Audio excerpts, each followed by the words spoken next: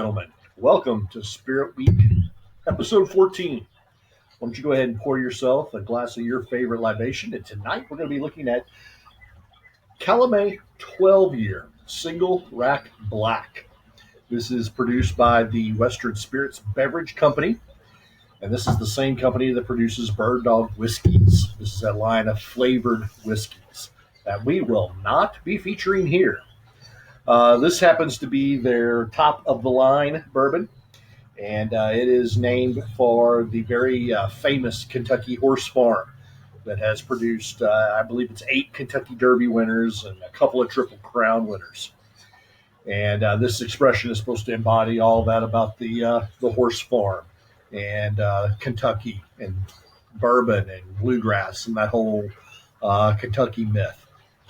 But what does single rack black mean? Single rack black. What does that refer to? Well, first of all, it's a small batch.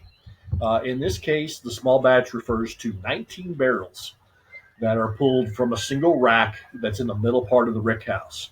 So if you've ever been to a rick house, each rack has a number and there's a certain number of barrels per rack. This is supposedly from the middle part of a warehouse or a rick house. And they're supposed to be selected for premium spirits and aging and so forth. Now, this is a sourced bourbon, as Western Spirits does not make its own juice. Some people believe that Calumet is actually distilled at Bardstown Bourbon Company, which is one of the newest and most modern distilleries in the United States. As a source bourbon, we do not have an exact mash bill. So we don't know what's in the glass.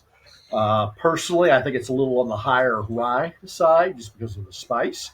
But that's just me. But there's no evidence anywhere of what the mash bill happens to be for the Calumet 12 year. It is bottled at 94 proof. We do know that much. In the glass, it's got a nice kind of medium amber color. Don't know if you can see the colors tonight, the sun and the shadow. The sugar line, the legs are a little on the thin side.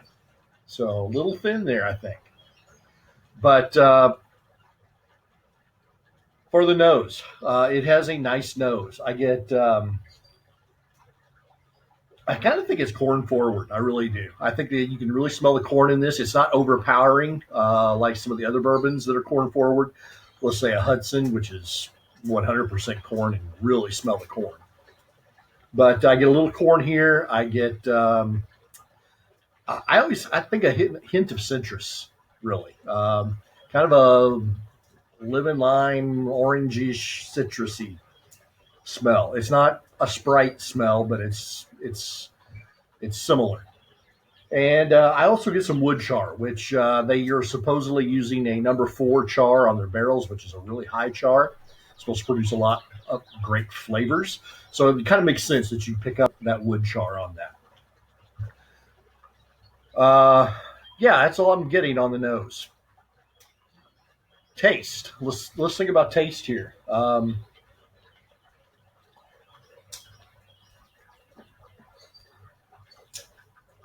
It's hot. It's hot. Lots of rice spices. But the flavor that really comes through for me is the mint. I get mint, and I always have on this for some reason. I've always picked up mint. I do get a little vanilla and some oaky flavors. I guess I'd say a lot of black pepper here. It's somewhat medium on the mouthfeel.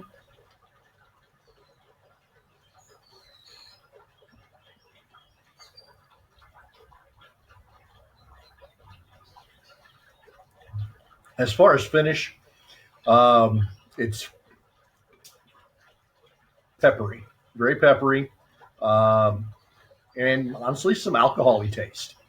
But I don't really have a lot of other flavors to describe this. It's just not there. It's pretty well overwhelming with that peppery heat. For full disclosure, as I usually try to figure out what I'm going to say here, I always have one of these, kind of taste it, see what I want to say. And I found with this, if I put a couple of drops of water in, and I mean 2 drops, and I mean a drop and a drop, I found that really opens this up a little more, makes it a lot more palatable.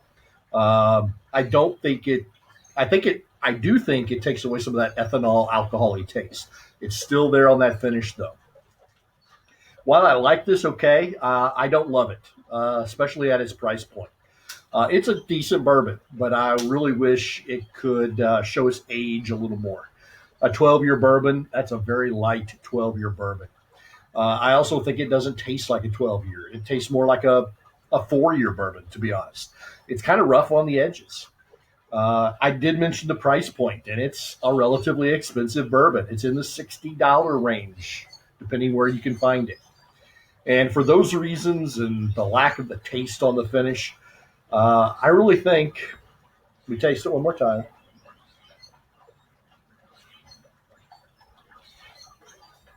Yeah, I'm going to stick with it. I really think this is a 3.25 stars. It's just not quite up to where I think it should be. I think if they would take a little bit more time in the aging process, I think we would see a lot better product here. It's a good bourbon, don't get me wrong, but it's not one that I would have a drink of this at Barrel or somewhere, but I would not buy another bottle personally. That's just me. So, guys, I hope everyone's safe. Everyone's happy on this very fine day. Turned out to be a beautiful day compared to what it was over the weekend. But as always, I want to wish everyone peace and happy pours.